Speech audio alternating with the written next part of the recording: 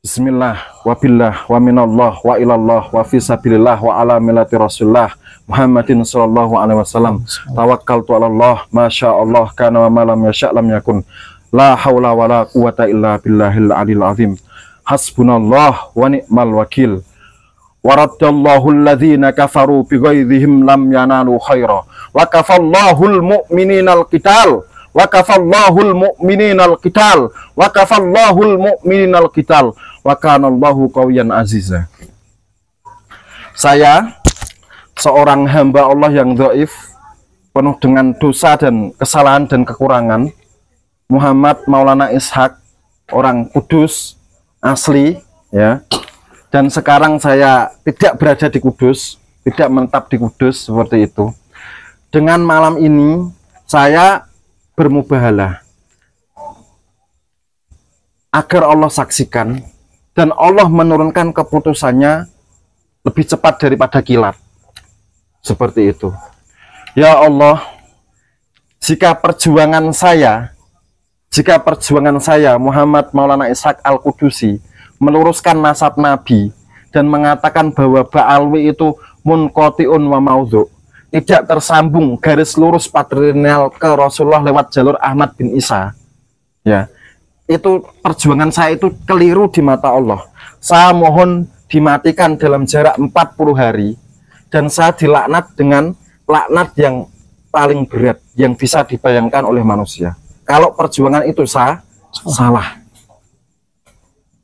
Tapi kalau memang perjuangan saya itu benar, ya, kalau perjuangan saya memang benar menurut Allah seperti itu, saya mohon Allah mendatangkan hukumannya dan penghakimannya dan keputusannya kepada seluruh Habib Ba'alwi yang masih tega menipu seluruh warga Indonesia Raya, kepada Habib yang masih menyebarkan kesesatan dan pembelokan sejarah dalam ceramah-ceramahnya, wabil khusus tokoh-tokoh Habib yang terutama satu, memprovokasi perang antar pribumi, Habib Rizik bin Syihab, Jakarta. Kemudian yang kedua, Habib Bahar bin Smith yang selalu mengobarkan kebencian dan selalu mengajarkan ketidakpercayaan kepada aparatur negara. Kemudian yang ketiga, Habib Husain Ba'agil Tuban, pemilik Majelis Ar-Ridwan.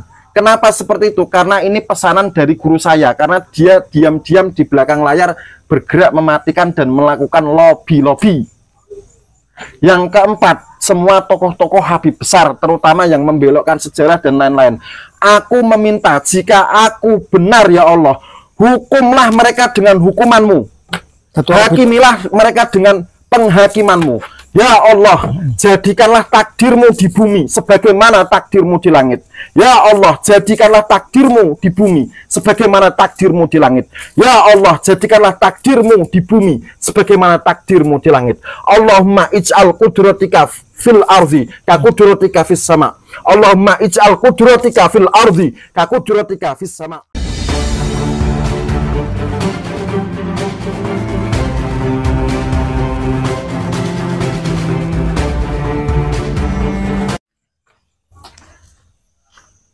Assalamualaikum warahmatullahi wabarakatuh. Rahayu Nusantaraku. Bismillahirrahmanirrahim. Bismillahirrahmanirrahim. Wala haula wala quwata illa billah. Wassalatu wassalamu ala rasulillah Sayyidina Muhammad ibni Abdillah wa ala alihi wa sahbihi man wala amma ba'da.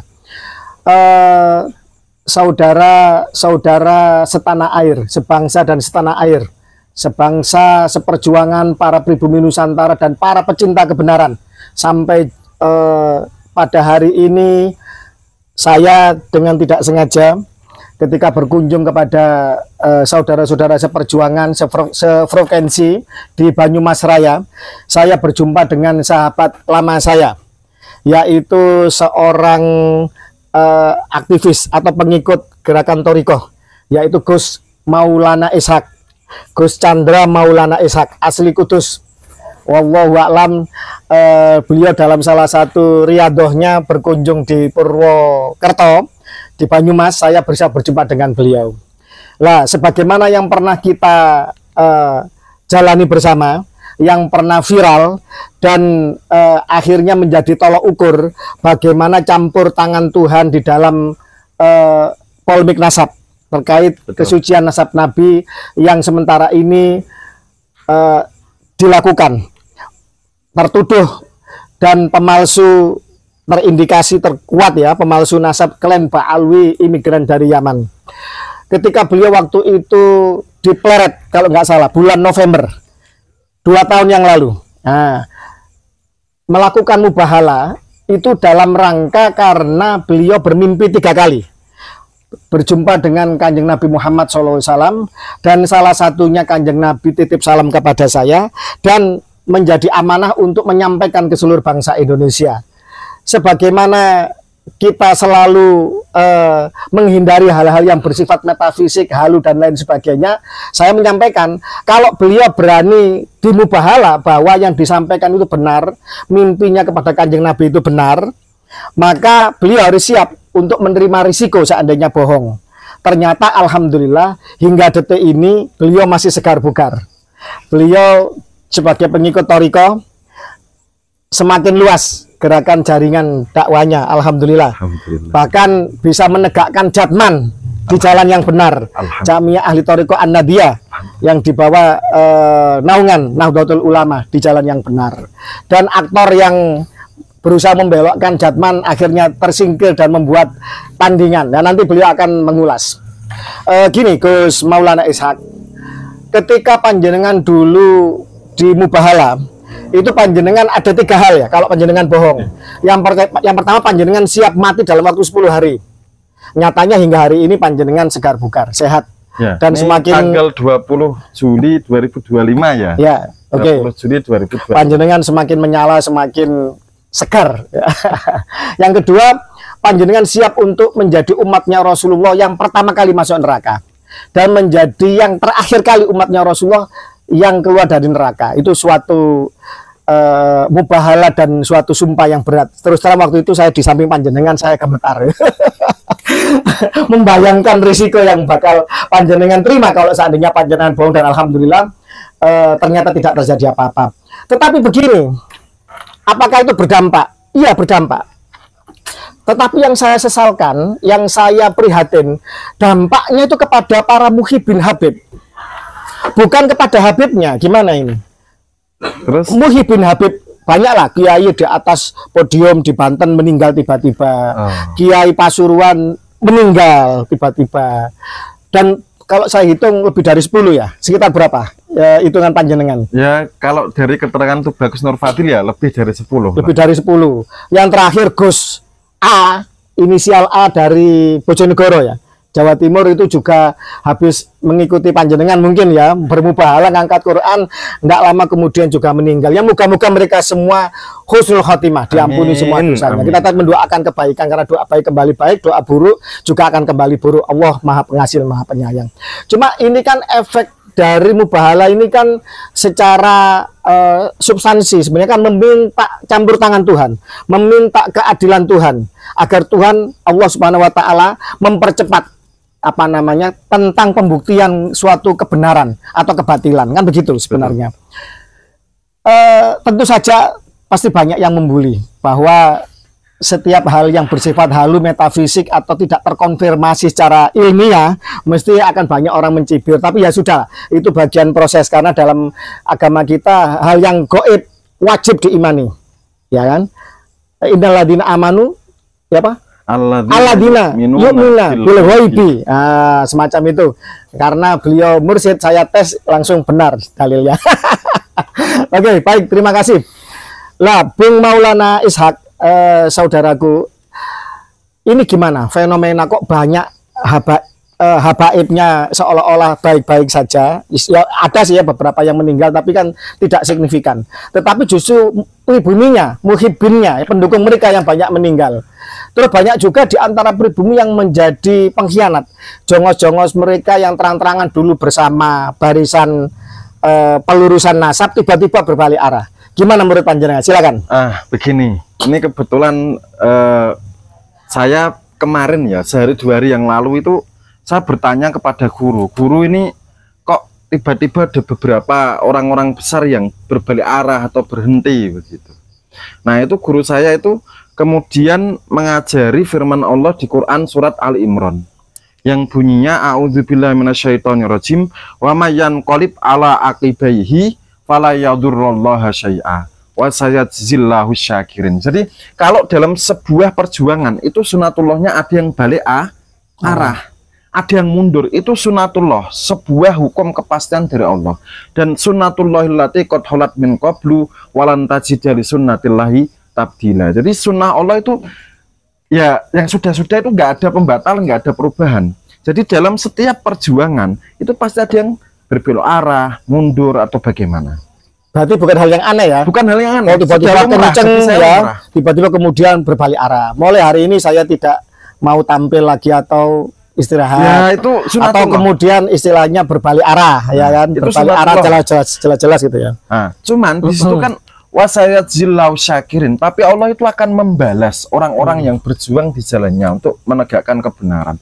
Kenapa saya itu repot-repot mengorbankan banyak hal? Ya, saat di Kudus dalam posisi yang sulit. Banyak yang muridnya Habib Lutfi bin Yahya itu, karena saya ikut merongkat tarikatnya Habib Lutfi itu banyak yang sampai sekarang masih benci. Jadi gini ya, tak ingatkan ya, dulu itu pembentukan FMI, Forum Mursyidin Indonesia, itu digagas oleh teman saya, Kiai Labib Anwar, Ketua Idarah Jatman Musto DIY. Pada tanggal 3 Agustus 2024 ya, itu beliau itu mendatangi Kiai Halwani bersama saya dengan guru mursyid saya. Saya ada foto nih. Dan itu mendapuk dan memaksa Kiai Halwani untuk berani menjabat sebagai Ketua Umum Rois Idarah Aliyah Jatman. Itu dari itu. Kemudian guru saya yang saya tidak berani menyebutkan nama itu melobi seluruh mursyid yang ada di Indonesia. Seperti itu. Akhirnya Kiai Halwani ya berani karena desakan dari guru saya dan organisasi mursyidin yang ada di FMI. Boleh dicek. Saya ada foto nih, masih saya simpan. Itu seperti itu yang pertama. Nah, cuman kan begini, saya itu apa ya, agak menyesalkan juga. Ini teguran buat Muhyiddin, ya. Bebas kan ini? Saya mengeluarkan keluh kesah. Bebas, ada masalah, ya? Bebas. Nah, ini teguran bagi Muhyiddin. Begini, kita karena orang Muslim itu kita ngaji bersama-sama. Monggo jenengan itu buka Quran surat Al-Ahzab ayat 46. Saya ulangi, Quran surat Al-Ahzab ayat 46. Ini saya pegang mushaf Al-Qur'annya yang nanti saya buat mubalah ya. Al-Ahzab ayat 46, di sini Allah berfirman, a'udzubillahi minasyaitonirrajim wa da'iyan ilallahi biiznihi wasirajan munira. Dan Rasulullah Muhammad itu berdakwah di jalan Allah itu dengan izinnya, dan sirajan muniro, yaitu dengan pelita cahaya hati yang menembus kegelapan hati orang jahiliyah kafir zaman Rasulullah. Nah, jadi di sini Allah itu mengatakan bahwa orang berdakwah di jalan Allah itu harus ada izinnya, ada SK-nya, ada perintahnya. Gak harus sekedar pintar cuap-cuap kemudian dia dakwah. Kalau hanya orang sekedar cuap-cuap terus dia dakwah, nanti dia dakwahnya sesat seperti Habib yang kemarin, sesat dan menyesatkan. Sesat menyesatkan, kemudian apa, memaki-maki. Kiai dibilang binatang lah sama Habib yang di sebelah Habib Rizik yang viral itu. Polri, terus Cina, kemudian dia melaknat semua orang Cina. Kan gitu videonya, kan dia mengatakan Habib itu laknatullahi alaihim ajmain. Laknat Allah untuk semua orang suku Cina yang ada di Indonesia. Kan gitu video Habib yang di samping Habib Rizik itu, saya menyimak. Jadi itu menunjukkan bahwa Habib-Habib itu berdakwah itu tanpa izin, tanpa perintah. Perintah dari siapa? Dari Allah dan Rasulullah. Lewat siapa? Lewat guru-gurunya. Sekarang saya tanya ini karena saya dalam keadaan marah ya. Habib-Habib sudah ditelanjangi, sudah diboroknya, sudah ditelanjangi seperti itu, masih saja merasa berilmu, masih saja tidak tawadhu, masih saja tidak tobat. Sekarang saya tanya, misalnya Habib Rizik ya, ini segi tarekat ini ya, karena saya seorang mursyid, saya akan menggunakan analisa segi tarekat. Jadi Habib Rizik atau Habib Bahar bin Smith atau misalnya Pak Lutfi bin Yahya. Habib Lutfi bin Yahya, atau misalnya lagi Habib Taufik Assegaf ya, Ketua Robito Alawiyah, atau misalnya siapa Majelis Ar-Ridwan Habib Husain Ba'akil Tuban ya. Itu yang memerintahkan mereka itu berdakwah itu siapa?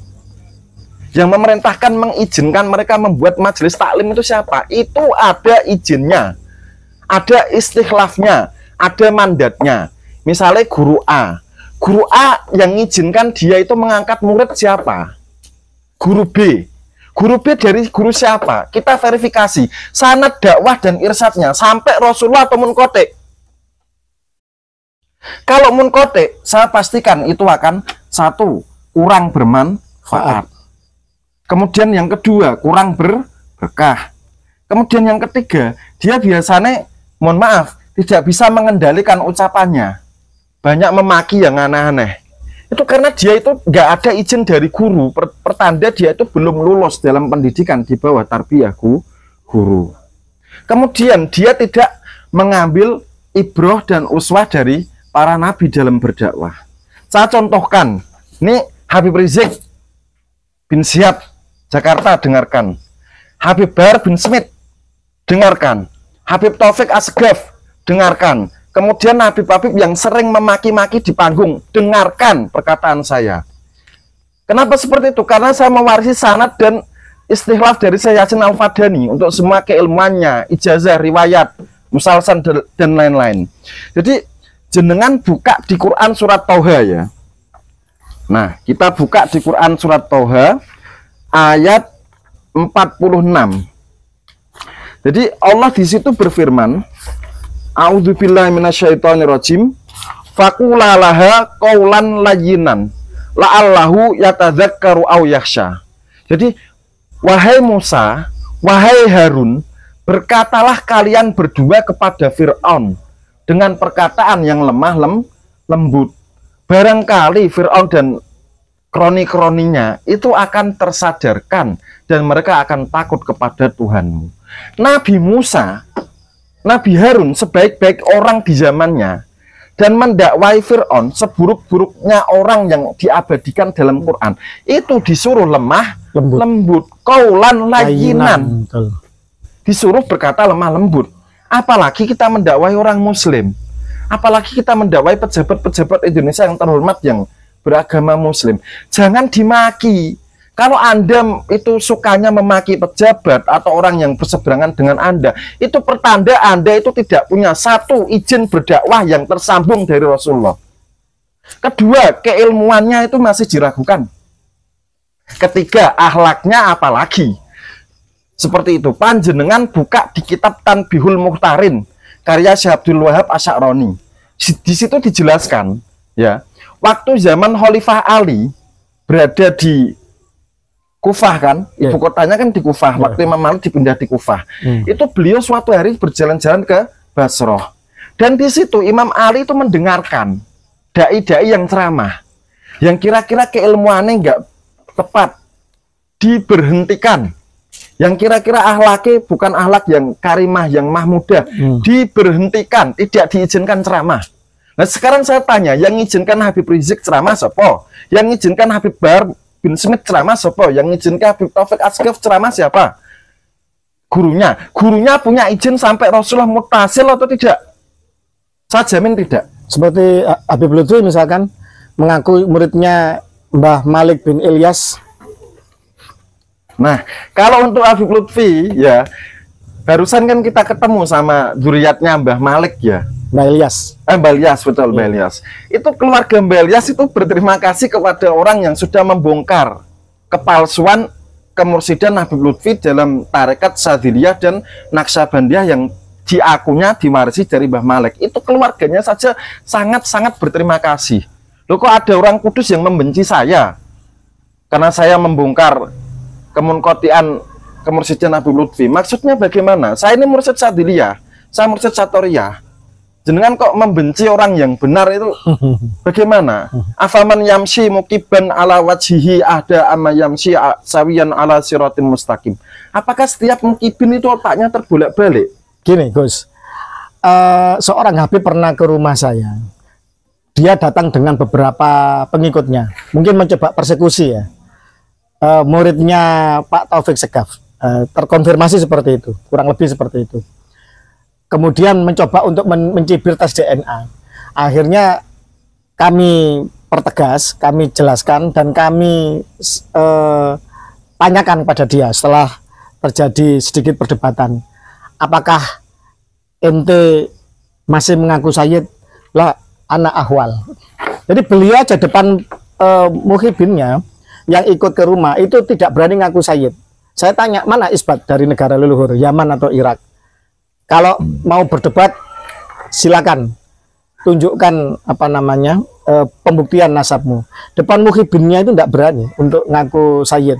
Tetapi di belakang muhibinnya masih meyakini itu Sayyid. Kan aneh.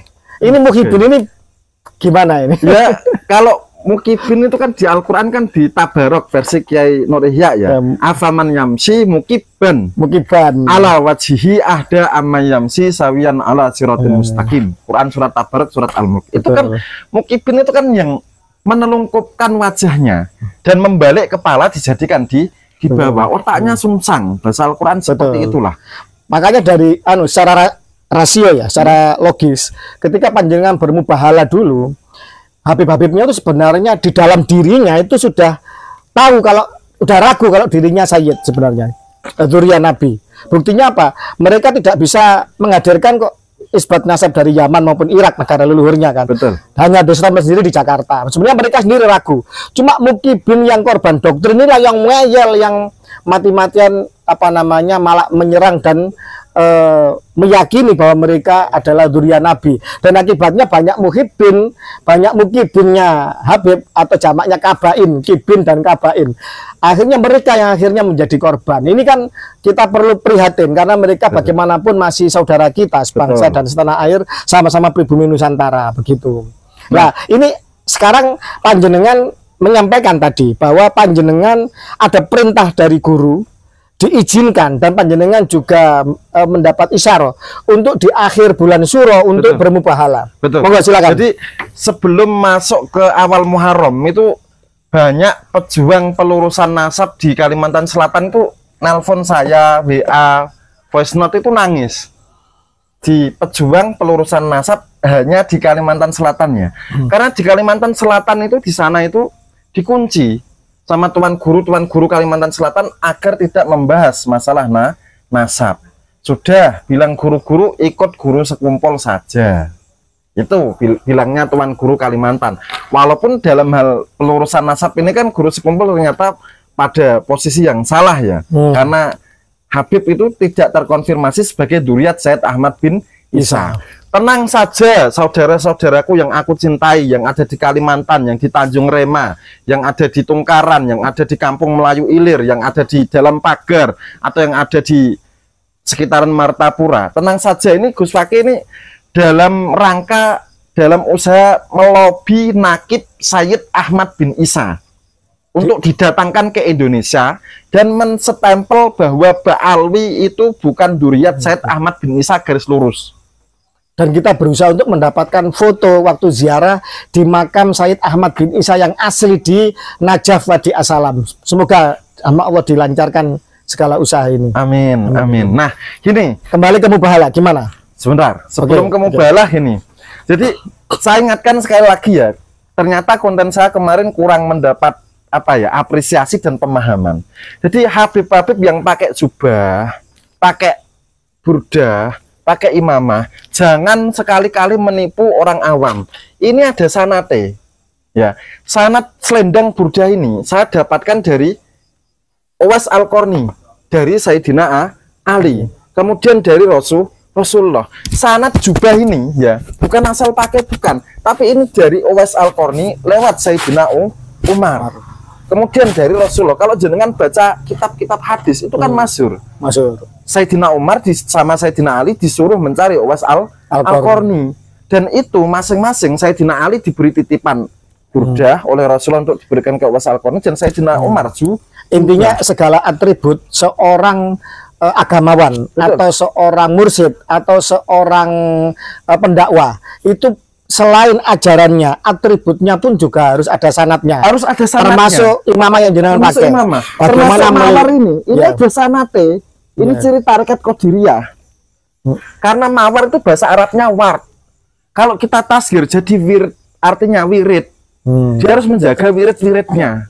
Bukan sekedar keren. Saya tanya, sanat-sanat pakaian Habib yang buat nipu orang-orang awam itu jubahnya, burdahnya, kemudian imamahnya itu nyambung sampai Rasulullah apa hanya untuk gaya-gayaan? Kan pernah itu, tapi dikritik ya sama ulama Yaman sendiri atau yang dari Pangeran Yaman mengkritik. Ya, Pangeran Habib Yaman Al-Jufri. mengkritik Habib Al-Jufri bahwa imamah saya ini dari Habib Fulan di Jeddah, dari Habib ini hingga ke Rasulullah. Betul. Itu mengkotek karena Said Ubaidillah kan nggak terkonfirmasi keturunan Said Ahmad bin Isa. Betul. Bahkan kalau Dr. Sugeng bilangnya sosok fiktif kan seperti itu. Betul. Nah, kemudian gini, Habib ini mohon maaf ya, tolong jenengan ziarah ke Martapura, jenengan ziarah ke Sekumpul sana. Benturkan kepala kalian ke makam Guru Sekumpul. Anaknya Guru Sekumpul itu hanya karena beliau itu belum dikasih izin untuk berdakwah secara terbuka. Sampai sekarang anaknya Guru Sekumpul itu nggak berani dakwah. Karena nggak ada guru yang mengizinkan. Karena nggak ada yang ngasih izin. Habib baru bisa ngaji tabat yaba, ya bukan yada, tapi tabat yaba. Abilah Habib Watab, kan yaba tau nyebutnya.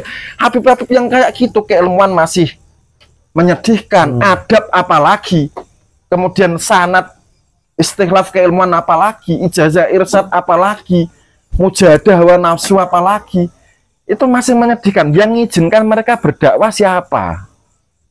Padahal Rasulullah itu ada izinnya. Wada'iyan ilallahi bi'idnihi.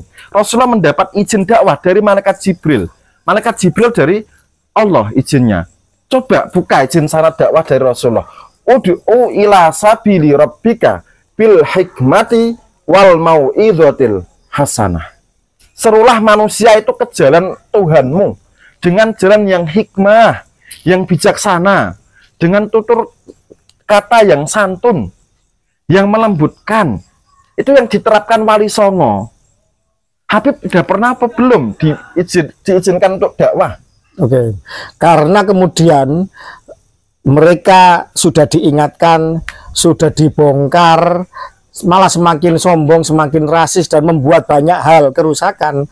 Maka mubahalah yang sekarang ini ditujukan untuk mereka-mereka. Nah, sebelum mubahalah itu, saya menyampaikan perkataan yang juga membawa nama Rasulullah. Ya, oke. Ingat ya, malam ini saya akan menyampaikan perkataan yang membawa nama Rasulullah. Dan ini sebuah konsekuensi yang sangat berat. Nggak mungkin saya berbohong untuk sesuatu hal mengatakan atas nama Rasulullah, karena saya paham man kadzaba alayya muta'ammidan fal yatabawa maq'adahu minan nar. Saya paham di situ. Jadi dengarkan ya ini ya. Dengarkan. Ini khususnya Habib Rizik. Ini saya bercerita mimpi saya. Saya harap mimpi ini didengar seluruh Indonesia. Khususnya Habib Rizik dan muhibinnya Habib Rizik. 2013. Sudah lama toh, tapi karena mimpi menyangkut Rasulullah dan menyangkut Indonesia, saya masih ingat. 12 tahun yang lalu. Oke, silakan. Nah, waktu itu saya bermimpi datang ke Monas 2013 ya. Nah, di situ saya melihat Habib Rizik itu menghadap Rasulullah. Habib Rizik menghadap Rasulullah. Habib Rizik bin Syihab Jakarta menghadap Rasulullah. Oke, terus di situ Habib Rizik mengatakan, "Ya Rasulullah, berikanlah aku izin untuk menjadi motor kebangkitan Islam di Indonesia." Kan Habib Rizik kan terkenal garang untuk NKRI bersyariah ya.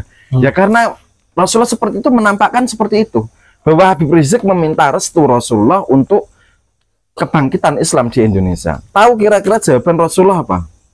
Jawaban Rasulullah Muhammad SAW dalam mimpi saya. Rasulullah berpaling, tidak suka dan melihat agak cemberut dan sedih, dan ada kemarahan ketika melihat mulutnya Habib Rizik. Kira-kira jelas apa enggak? Tolong ini jangan dipotong, jangan nanti dipotong soal Habib Rizik mimpi berjumpa sama Rasulullah, menghadap sama Rasulullah itu dipotong, jangan. Tetapi apa isi kata-kata beliau dan bagaimana perlakuan Rasulullah. Ini harus utuh ya. Jadi Rasulullah waktu itu apa sih, melengos ya bahasa Jawa nih, berpaling gini, bermasa muka, kemudian dilihat lagi dan Rasulullah itu sedih, dongkol, kecewa, campur marah melihat mulutnya Habib Rizik. Kenapa seperti itu? Karena mulut Habib Rizik itu sering provokasi perang, asah parang kalian, asah golok kalian. Tidak seperti itu. Laskar monyet, jenderal monyet. Tidak seperti itu. Berdakwah itu harus bil hikmati wal mau'izatil hasanah. Saya sarankan ziarah ke makam guru sekumpul. Benturkan kepala kalian ke sana. Lihat putranya guru sekumpul yang sampai detik ini tidak berani berdakwah hanya karena tidak ada yang belum dapat mengizinkan. Dijaga betul-betul sejak guru sekumpul wafat sampai sekarang. Itu tenang saja para sahabat-sahabatku di Kalimantan Selatan. Kemarin saya itu ditangisi sama pejuang pelurusan nasab yang ada di Kalimantan Selatan, yang ada di Bani Tarsyid, Datuk Zainal ya. Dengan mimpi itu sebenarnya bisa dimaknai, bisa ditafsirkan Rasulullah tidak ridho dengan Rizik Syihab. Iya. Begitu. Kalau untuk dia sebagai ikon penggerak kebangkitan Islam, Rasulullah gak ridho karena melihat mulutnya itu Rasulullah sangat tidak suka. Dan tahulah siapa aslinya, sanatnya, nasabnya dan lain sebagainya. Ya, mohon ini diviralkan ya, biar sampai imam besar orang FPI, ya, imam besar orang FPI itu nggak diridhoi Rasulullah sebagai tokoh kebangkitan Islam di Indonesia. Catat, berdasarkan mimpi beliau tahun 2013, 12 tahun yang lalu, Rizik Syihab dia mimpi menghadap Rasulullah untuk minta izin menjadi motor kebangkitan Islam di Indonesia. Rasulullah tidak meridhoi. Oke, catat ini.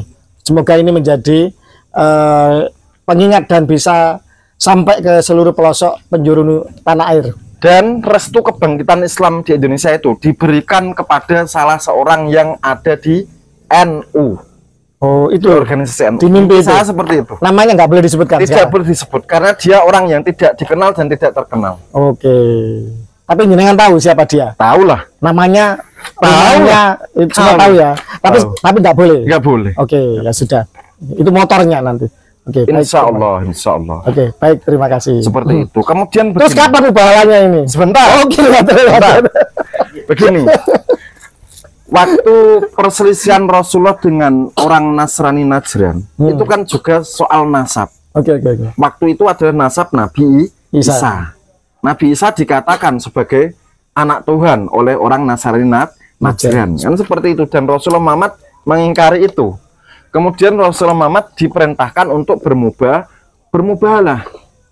Seperti itu. Dan Rasulullah karena itu perintah Allah ya, maka na'alan nabi min harajin fima faradallahu lah. Jadi seorang nabi itu tidak akan menolak perintah dari Allah, itu nggak akan ditolak. Nah, kemudian ini dasar saya melakukan mubahalah ya, karena sudah jelas. Terus yang kedua begini, tangisan dari para pejuang pelurusan nasab khususnya di Kalimantan Selatan, yang Tuan Guru di sana itu benar-benar mengunci, melarang para santri-santrinya untuk meluruskan nasab. Kenapa engkau tega nasab nabimu itu dibuat mainan para Yahudi Askenazi, yang DNA-nya itu pasti G dan nggak mungkin J1? Tidak mungkin mereka itu garis patrilineal jalur laki-laki ke Rasulullah, itu nggak mungkin. Tapi ada juga yang diba'alawikan haplogrup R ada.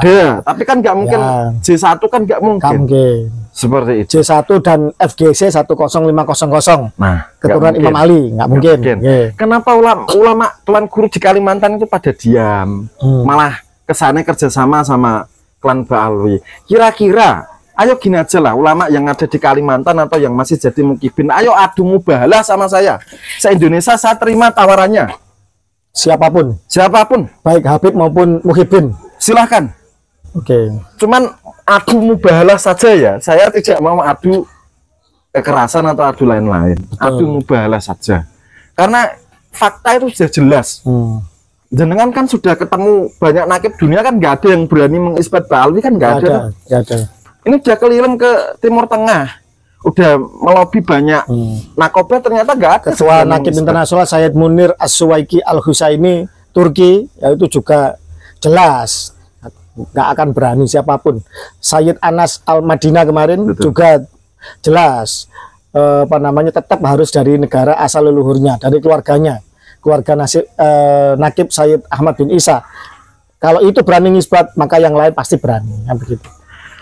Nah, begini, saya dulu 2 tahun lalu kan sudah mengatakan pesan Rasulullah ya, bahwa janganlah seseorang itu menasabkan ke sesuatu yang bukan leluhurnya atau ayahnya. Jadi Rasulullah melarang seperti itu. Sekarang kan Habib kan sudah terbukti mereka bukan dzurriyyat Sayyid Ahmad bin Isa.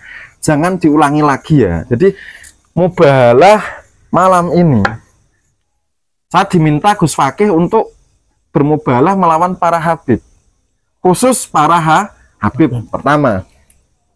Terus yang kemudian yang kedua adalah dikoreksi dulu, bukan karena permintaan saya saja, tapi ternyata panjenengan juga dapat WC ilham atau isyara ya di akhir bulan Suro, di akhir bulan Muharram harus bermubahalah, dan juga diizinkan oleh guru-guru panjenengan. Monggo silakan. Nah, terus yang kemudian yang kedua setelah Habib ini yang saya mubahalah ini ya, terus yang kemudian yang kedua itu orang-orang yang mendukung dari propaganda Habib, entah itu dari golongan Habib atau kiai atau ulama atau pejabat, ya pokoknya yang satu pergerakan dengan Habib lah, tega menipu bangsa Indonesia, tega menipu rakyat Indonesia, itu insya Allah kena dengan efek mubahalah kali ini. Termasuk orang-orang yang dulu membela kemudian pelurusan nasab, kemudian berbalik arah dan memusuhi. Kalau berbalik arah dan tidak memusuhi gimana? Ya saya doakan nggak kena. Tapi kalau sampai memusuhi, sepertinya kena. Kena, oke. Seperti itu. Jadi selama berbalik arah tapi tidak memusuhi nggak kena ya? Enggak, insya Allah. Oh, iya. Diam saja. Ini perseteruan antara para pejuang pelurus nasab dengan Mbak Alwi. Mukipin harap minggir dulu lah. Seperti itu. Nah, kemudian didengar ya. Saya kemarin ketika 2 tahun yang lalu mengatakan saya bermubahalah dengan alam, itu kan orang nggak paham. Orang-orang itu menertawakan saya dan mengatakan saya halu. Jadi bermubahalah dengan alam itu bagi saya ya, yang juga belajar ilmu tentang energi, artinya energi mubahalah itu saya tanamkan di bumi. Seperti itu. Manakala ada orang yang cocok jadi target, ya dia akan terkena. Seperti sumpah, lebih tepatnya seperti sumpah. Seperti contoh, jenengan bisa datang ke kota Kudus, saksikan sampai sekarang dan moga-moga sampai kiamat, bahwa di kota Kudus itu nggak ada tanaman tembakau, itu nggak ada tanaman tembakau di kota Kudus, Jawa Tengah, kota saya. Tapi kenapa di situ dikatakan kota kretek? Karena ada ratusan merek rokok, ratusan pabrik rokok yang ada di Kudus. Kenapa itu seperti itu? Karena sumpahnya Sunan Kudus yang telah mengalahkan Kiai Ageng Kedu, Sunan Kedu, Syekh Abdul Basit, makamnya ada di Gribik, Kaliwungu Kudus. Jadi tembakau tidak akan tumbuh di kota Kudus gitu? Ya. Tapi tembakau yang ada di Kedu, karena itu Sunan Kedu kalah, ditarik ke Kudus. Itu namanya bersumpah dan energinya ditanamkan di alam. Mubahalah saya 2 tahun yang lalu, dan kali ini ya energinya saya tanamkan di bumi dan di langit. Untuk dimateraikan ditetapkan oleh Allah. Seperti itu. Jadi gini, di mubahalah yang dulu waktu di Yogyakarta, tepatnya di Pleret, itu apa namanya, jenengan waktu itu bermubahalah ya, bahwa mataharinya Pak Alawi, bulannya Pak Alawi, bintangnya Pak Alawi kalau nggak salah, buminya Pak Alawi akan rungkat dan pecah. Dan ternyata benar bahwa tokoh-tokoh Pak Alawi seperti Pak Lutfi bin Yahya rungkat dari Jatman, kemudian Ketua Robito Alawiyah sekarang juga dibully habis-habisan di media sosial. Tokoh-tokoh Pak Alawi yang halu-halu itu, yang tukang-tukang ceramah itu, itu sekarang Pak Alwi itu artinya ceramah mereka ditolak di mana-mana. Ditolak di mana-mana. Sekarang seperti itu. Banyak mereka yang sekarang mobilnya dijual, tidak bisa lagi mendawir ke masyarakat, dan kemudian mereka bingung, ya kan? Bingung mau kemana, kan begitu. Jadi mempertahankan kebohongan untuk nasib mereka, itu satu-satunya cara yang bisa dilakukan. Kalau sampai kemudian rungkat sama sekali juga kasihan kan sebenarnya. Kasihan karena apa, mau kembali ke Yaman ya siapa yang mau nerima ya. Di sini mereka di Yaman nggak diterima ya? Nggak diterima. Mosok sih? Ya buat apa? Wong jana nggak ada manfaatnya di sana. Terus di Indonesia di Yaman, warga negara Yaman yang melawan Israel ini kan orang Houthi, Terus di Yaman Utara, Indonesia punya kewarganegaraan apa enggak ya itu ya para ahli ya? punya kependudukan, Punya kependudukan, oke. tapi keturunan imigran Oke. yang belum pernah bersumpah setia kepada NKRI. Belum pernah Ya tanya datuknya mereka pernah nggak ngurus kewarganegaraan bersumpah setia? Pemain sepak bola saja itu harus naturalisasi, itu harus sumpah setia itu untuk nyanyi Indonesia Raya, sumpah setia kepada tanah air Indonesia. Ada nggak datuk mereka yang seperti itu? Saya kok belum tahu ya. Kalau netizen ada yang tahu, mohon kami diberitahu dong. Iya, silakan. Oke, gimana sekarang? Nah, kemudian gimana ya? Ini ya mohon maaf ya. Ini saya kan seorang murid, walaupun saya memiliki ijazah irsyad kemursidan beberapa tarekat, tapi saya juga murid dari beberapa guru. Jadi guru saya menyebutkan bahwa nak, mubalahmu kali ini harus kamu tujukan ke semua Habib-habib khususnya. Khusus. Kemudian yang mendukung perjuangan Habib-habib dalam mempertahankan kebohongan apapun jabatannya. Ya. Terus yang ketiga ini yang sangat disayangkan itu harus apa ya istilahnya, menyebutkan nama lah, istilahnya nama-nama yang menjadi target dari mubalah. Gimana itu kira-kira? Kalau misalkan gini, dulu mengatakan Habib itu bukan cucu Nabi berdasarkan genetik, kitab nasab, isbat nasab, tes DNA. Terus sekarang manggil Sayyid gimana? Apa termasuk berkhianat itu? Wah, saya tidak bisa mengatakan seperti itu, tapi intinya yang Habib jangan dipanggil Sayyid, gitu ya. Yang Sayyid jangan dipanggil Habib. Kalau jangan manggil Sayyid balik. Kalau manggil Sayyid berarti mengakui kalau mereka durian Nabi, begitu. Ya mungkin bisa keselio lidah lah. Atau mungkin Sayyid dalam arti tuan lah, bukan Sayyid atau Syarif seperti julukan gelar Nabi. Ya, kita maklumi lah. Ya, selama khilaf, yang penting tidak berbalik arah. Jadi ini mohon maaf ya, ini saya sebenarnya berada di puncak kemarahan. Paham ya? Saya malam ini itu sebenarnya berada di puncak kemarahan sampai mengatakan bahwa Habib Rizik bin Syihab Jakarta tidak diridhoi Allah untuk menjadi motor kebangkitan Islam di Indonesia dari mimpi saya ketemu Rasulullah 2013. Siap risikonya ya kalau bohong dengan segala macam risiko. Iyalah. Seperti yang dulu. Iyalah. Santai saja. Cuman kan begini, saya berharap setelah mubahalah ini, karena saya ini puncak kemarahan, tentunya energi kemarahan saya dan kemarahan orang-orang yang tidak bisa saya sebutkan di belakang saya itu akan ditanamkan secara maksimal di bumi dan di langit. Seperti itu. Jadi mungkin dampaknya lebih ngeri daripada yang kemarin. Lebih ngeri daripada yang kemarin. Insya Allah. Karena sudah waktunya harus. Ya, karena bukti sudah jelas. Tes DNA, kajian sejarah, filologi, secara kitab, pernyataan dari nakib. Ya kan, itu kan nggak pernah ada yang mengatakan bahwa Ba'alwi itu Dzurriyyat Sayyid Ahmad bin Ishaq garis lurus laki-laki, kan nggak ada. Ini presiden kita, Pak Prabowo Subianto, ini sudah ragu kok dengan Habaib. Alhamdulillah, terima kasih Pak Presiden. Mohon jangan ragu saja lah, tapi tolong bertindak secara hukum, diselesaikan lah. Stempel lah. Siapa cucu Nabi, siapa yang bukan. Nah, cuman kan nakib Irak ya, nakib Bani Jamil, nakib Bani Ahmad bin Isa itu nggak mengakui Pak Presiden. Mengakui, nanti akan datang insya Allah, akan bernarasi. Gus Paki akan mengusahakan untuk insya Allah, amin, moga-moga lancar dimudahkan Allah Ta'ala. Saya berharap setelah Habib-habib di Indonesia itu mendengar perkataan saya malam ini, yang tidak punya izin dakwah jangan berdakwah, cari guru dulu, sempurnakan ilmu, sempurnakan tarbiyah, sempurnakan mujahadah, sempurnakan akhlaknya dulu agar mereka itu tidak mencaci maki dan memprovokasi perang di mana-mana di panggung. Ini selain presiden, Gus, raja diraja, the legend yang hidup, Raja Dangdut, Haji Rhoma Irama. Ini kurang apa beliau? Sudah kaya raya, royaltinya apa, semua namanya semuanya.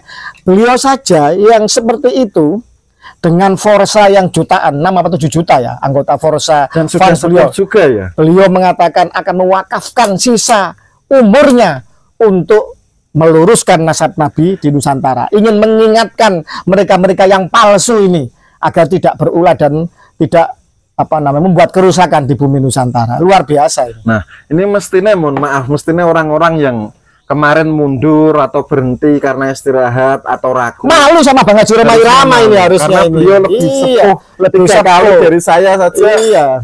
Kurang apa beliau? Maju kok. Makanya lah yang muda-muda jadi penakut, jadi mukibin, jadi leto ini kan gak malu sama Bang Haji Romai Rama, kan begitu. Jadi mohon begitu ya, saya himbau ini kiai atau ulama atau tuan guru di Kalimantan Selatan, mohon jangan menghalangi pelurusan nasab khususnya di Kalimantan Selatan dan umumnya di seluruh Kalimantan. Karena banyak pejuang pelurusan nasab itu banyak yang mengeluh, menangis, menelpon, mengirim voice note kepada saya seperti itu. Memang Kalimantan masih begitu, terutama Kalimantan Selatan. Baik. Seperti itu. Baik, nah, monggo silakan. Sebentar. Oh belum juga. Jadi mohon jenengan buka di kitab Sahih Muslim. Ya toh. Di situ di kitab Sahih Muslim tentang Rasulullah salah dengan penyerbukan kurma.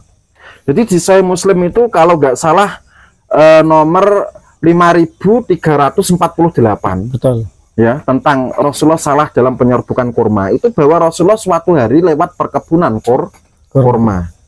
Kemudian Rasulullah kan melihat bahwa bunga jantan harus dikawinkan dengan bunga betina. Bunga jantan dipukul-pukulkan. Ini asbabun nuzulnya, tanyalah pada orang ahlinya kan. Nah, asbabul wurud hadis itu seperti itu.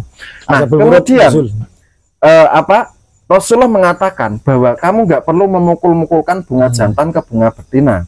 Kalau Allah menghendaki, ya itu tetap jadi bagus kok panen kurmanya. Rasulullah seperti itu, mengatakan seperti itu.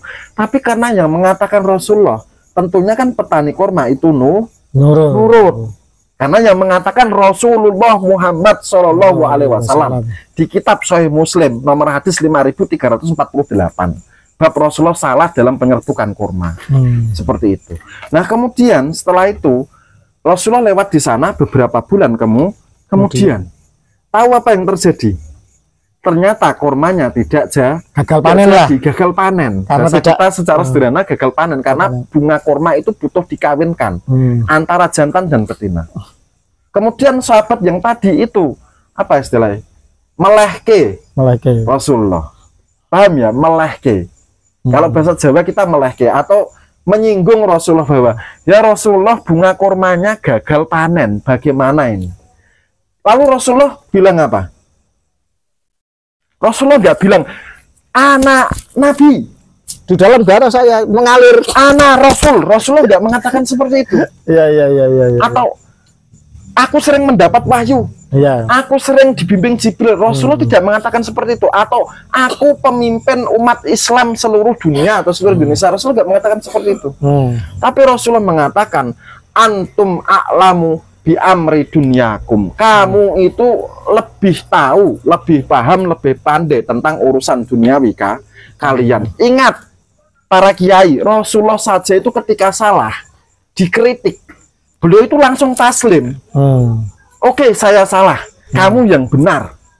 Kenapa sekarang ketika generasi muda itu mengkritik bahwa nasab Ba'alwi ternyata munqati'un wa maudhu, nggak tersambung sama Said Ahmad bin Isa, kenapa kiai-kiai sepuh itu tidak menerima kritikan? Rasulullah Muhammad di Sahih Muslim itu menerima, langsung mengatakan detik itu juga, saat itu juga, antum a'lamu bi amri dunyakum. Kenapa kiai sepuh nggak bisa bilang seperti nabinya? Nggak bisa bilang seperti uswatun hasanahnya? Nggak bisa bilang seperti kuduahnya. Walaupun sebenarnya apa yang terjadi itu adalah ibro juga, atau pelajaran dari Rasulullah kepada umatnya. Kalau kalian itu salah, berlakulah seperti aku. Nah, yang kedua, kalian itu tidak maha tahu. Kalian itu tidak pasti benar seluruhnya.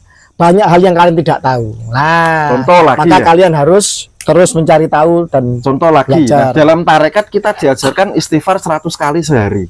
Kalau dalam tarekat, kalau orang umum 3 kali setelah sholat fardu, astagfirullah.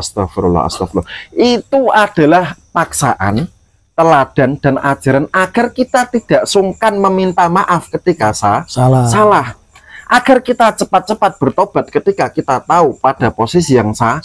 Lah ini polemik nasab 2 tahun kok masih banyak kiai yang jadi mukibin, ya gimana ya? Sebenarnya sudah banyak yang terkikis, sudah banyak yang alhamdulillah. Cuma ya karena di beberapa petinggi ormas terbesar masih tersandra lah kan begitu, sehingga yang bawa-bawa ini mau bersuara mau apa itu masih sungkan kan begitu. Betul. Ya nanti itu akan diselesaikan oleh alam, betul kan tadi. Nah, tidak mungkin Allah dan Rasulnya akan tinggal diam.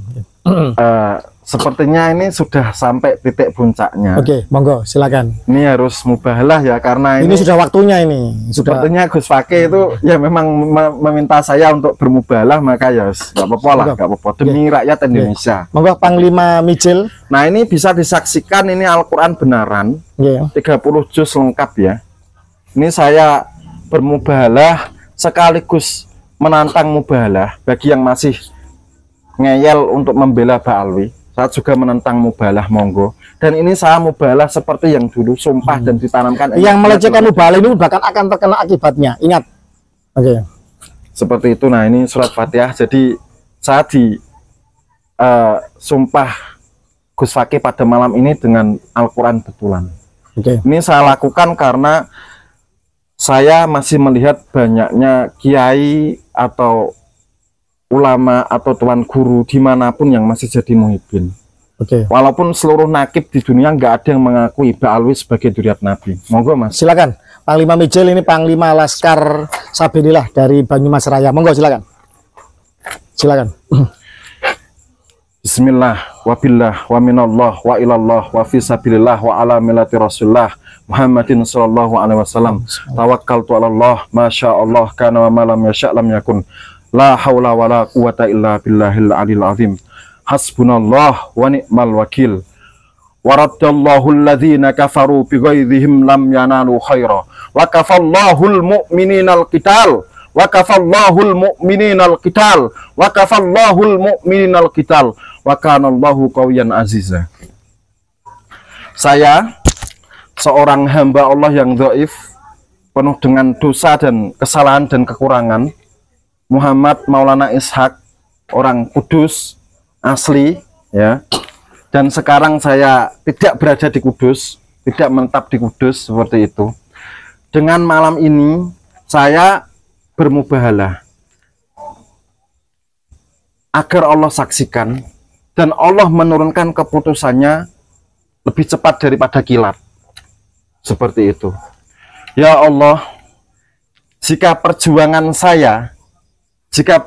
saya Muhammad Maulana Ishak Al-Qudusi meluruskan nasab Nabi dan mengatakan bahwa Ba'alwi itu munqati'un wa maudhu, tidak tersambung garis lurus patrilineal ke Rasulullah lewat jalur Ahmad bin Isa ya, itu perjuangan saya itu keliru di mata Allah.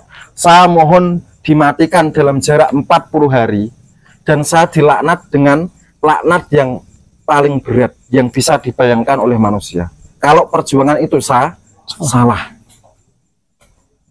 Tapi kalau memang perjuangan saya itu benar, ya, kalau perjuangan saya memang benar menurut Allah, seperti itu, saya mohon Allah mendatangkan hukumannya dan penghakimannya dan keputusannya kepada seluruh Habib Ba'alwi yang masih tega menipu seluruh warga Indonesia Raya, kepada Habib yang masih menyebarkan kesesatan dan pembelokan sejarah dalam ceramah-ceramahnya. Wabil khusus tokoh-tokoh Habib yang terutama satu, memprovokasi perang antar pribumi. Habib Rizik bin Syihab, Jakarta. Kemudian yang kedua, Habib Bahar bin Smith yang selalu mengobarkan kebencian dan selalu mengajarkan ketidakpercayaan kepada aparatur negara. Kemudian yang ketiga, Habib Husein Baagil Tuban, pemilik Majelis Ar-Ridwan. Kenapa seperti itu? Karena ini pesanan dari guru saya, karena dia diam-diam di belakang layar bergerak mematikan dan melakukan lobby-lobby. Yang keempat, semua tokoh-tokoh Habib besar, terutama yang membelokkan sejarah dan lain-lain. Aku meminta, jika aku benar ya Allah, hukumlah mereka dengan hukumanmu. Hakimilah mereka dengan penghakimanmu. Ya Allah, jadikanlah takdirmu di bumi sebagaimana takdirmu di langit. Ya Allah, jadikanlah takdirmu di bumi sebagaimana takdirmu di langit. Ya Allah, jadikanlah takdirmu di bumi sebagaimana takdirmu di langit. Allahumma ij'al qudratika fil ardi ka qudratika fis sama. Allahumma ij'al qudratika fil ardi ka qudratika fis sama. Allahumma ij'al qudratika fil ardi ka qudratika fis sama. Amin. Amin. Amin. Ini kalau orang agama Nasrani pasti tahu, paham, itu doa minta keputusan dari Nabi Isa alaihissalam sebelum diangkat ke langit. Seperti itu. Itu khusus. Yang umum Ketua Robitul Alawiyah juga. Ya semua Habib. Kalau mereka tidak meletakkan klaim sebagai duriat Rasulullah Muhammad garis lurus, saya doakan kena mubalah kali ini. Karena itu doa puncak kemarahan saya seperti itu. Begitu ya. Oke. Cukup? Cukup. Nah, baik, terima kasih. Kemudian Terima kasih. seperti ini. Terima kasih. Karena apa ya? Oke. Seperti yang saya katakan bahwa warga pribumi jangan mau diprovokasi perang. Jangan mau dijadikan bemper oleh Habib Rizik bin Syihab dan tokoh-tokoh Ba'alwi dan tokoh-tokoh FPI. Mereka itu kan membranding orang PWI sebagai PKI ya. Saya tanya sama Gus Fakih, coba sebutkan tokoh-tokoh PKI yang berasal dari klan Ba'alwi Habib, coba. Kalau di Indonesia yang jelas DN Al-Aidid. Marga Al-Aidid. Al-Aidid. Ada juga Barakbah. Yang di Kalimantan Sofyan itu ya? dan Sofyan sama Ahmad Barakbah itu ya. Kemudian Al-Munawar, kalau tidak salah Muso Al-Munawar, Muso Al-Munawar itu juga terkonfirmasi adalah anak bawaan ketika dikawin sama ayahnya yang baru, yang ayah terakhirnya. Jadi secara falak saat ini itu rawan dibenturkan, rawan terjadi perang saudara. Saya berharap jangan sampai warga pribumi mau dibenturkan oleh provokasi Habib Rizik bin Syihab. Dan saya meminta agar seluruh bangsa Indonesia itu berdoa agar Indonesia senantiasa aman, damai, ekonomi lancar, gampang, kan seperti itu. Wabil khusus saudara saya yang ada di negeri Aceh Darussalam, berdoalah dan meminta kepada Allah agar terlindung dari gempa dan tsunami. Amin, amin, amin. Seperti amin. itu. Semua pantai selatan Jawa, pantai barat Sumatera, semua Indonesia dijauhkan dari megatrust, dijauhkan dari bencana apa saja, baik oleh manusia, alam maupun apapun, termasuk perang dunia dan sebagainya. Amin. Nah, terbebas bangsa ini. Penutupan kali ini saya pengen calling down ya, karena tadi kan puncaknya. Ini saya pengen calling down karena saya orang Kudus. Monggo kita sholawat Asnawiyah bareng-bareng karya Kyai Haji Raden Asnawi yang makamnya di belakang pengimaman Masjid Menara Kudus. Monggo silakan. Ya Rabbi sholli ala rasuli Muhammadin sirril ula.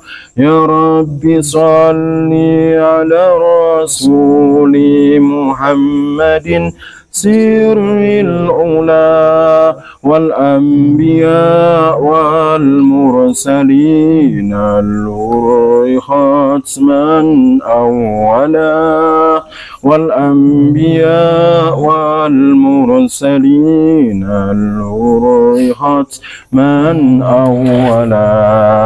Aman aman aman aman Indonesia Raya aman. Aman, aman, aman, aman Nusantara Raya aman. Amin, amin, amin, amin Ya Rabbi Rabbal Alamin. Amin, amin, amin, amin wa ya mujibasailin. Semoga Indonesia Raya aman, tanpa dawir, tanpa penipuan. Amin, amin. Diberantas, diakhiri perbudakan spiritual. Amin. Dijauhkan dari kapitalisasi agama. Amin. Dijauhkan dari para bahaya dan orang-orang jahat yang ingin menyengsarakan pribumi Nusantara. Semoga Nusantara jaya selalu. Amin. Amin. Terima kasih. Begitu aja pemirsa seluruh saudara-saudaraku sebangsa dan setanah air. Pada malam hari ini di bulan Muharram, akhir Muharram, saya akan mengutip tentang epos kepahlawanan. Di bulan Muharram ini tepatnya tanggal 10, yaitu di hari Asyura. Seorang cucu Nabi yang tidak diragukan lagi sanatnya, nasabnya, yaitu Sayyidina Husain bin Ali, putra Fatimah binti Rasulullah. Beliau siap sendirian, beliau menyiapkan segalanya, siap berkorban jiwa raga bersama keluarganya 73 orang, menyongsong 50.000 para pengkhianat, menyongsong 50.000 kaum munafikin yang telah terbeli oleh penguasa dan orang-orang jahat. Beliau martir dan gugur di Karbala. Seyogianya kita sebagai pejuang kebenaran mentauladani apa yang telah dilakukan oleh Sayyidina Husain bin Ali tersebut. Semua orang beriman, semua orang yang mengaku beragama Islam, bahkan tokoh-tokoh dunia menjadikan hari Karbala pada hari Asyura itu sebagai sebuah bentuk bagaimana kita harus siap berkorban apa saja untuk melawan kedoliman. Bahkan kita harus siap sendirian, bahkan hancur lebur sekalipun. Imam Husain martir, gugur, syahid, dan dimutilasi. Tetapi dari situlah seolah-olah kejahatan dan kebatilan itu merajalela, tapi dengan martirnya ini membangkitkan semangat juang. Maka kita sebagai orang beriman pribumi Nusantara, para Bani Wali Songo yang katanya Al-Husaini, yang katanya masih bersambung dengan nasab Sayyidina Husain, dan semua saja yang mengaku beriman, maka kita harus mentauladani bahwa sesemboyan kullu yaumin asyura wa kullu ardin Karbala. Mohon maaf, saya bukan Syiah. Dan ini bukan tragedi, ini bukan hanya milik orang Syiah, milik semua orang yang beriman, milik semua kaum muslimin. Bahkan tragedi kemanusiaan itu menjadi pelajaran bagi seluruh tokoh-tokoh dunia. Bagaimana seorang pejuang kebenaran harus siap segalanya di dalam memperjuangkan kebenaran. Artinya bahwa kita sebagai pejuang kebenaran harus siap. Setiap hari, setiap waktu adalah Asyura. Dan setiap jengkal bumi adalah Karbala. Bagaimana Imam Husain, Sayyidina Husain bin Ali mencontohkan dengan sedikit orang sendirian untuk melawan kebatilan yang begitu banyak, yang begitu masif, begitu struktural. Maka bagi para pejuang Nusantara, jangan takut seandainya kemudian ada dari sebagian kita berbalik arah atau mencibir atau bagaimana. Jangan takut, hilang satu akan tumbuh 1000 pejuang Nusantara. Apalagi ini jangan main-main, ini masalah kesucian nasab Nabi, masalah penting dalam agama kita, masalah sejarah leluhur kita, masalah bagaimana banyak makam yang dibelokkan, banyak sejarah bangsa yang mencoba untuk diperkosa dan dimanipulasi. Maka setiap pribumi Nusantara, setiap yang cinta kebenaran, yang cinta pada Kanjeng Nabi, wajib untuk tidak berdiam diri. Diam atau berbalik arah adalah bagian dari pengkhianatan, adalah bagian dari penindas dan penipu sendiri. Wallahu muwaffiq ila aqwamit thoriq. Alafu minkum. Wassalamualaikum warahmatullahi wabarakatuh. Rahayu Nusantara. Rahayu Nusantara.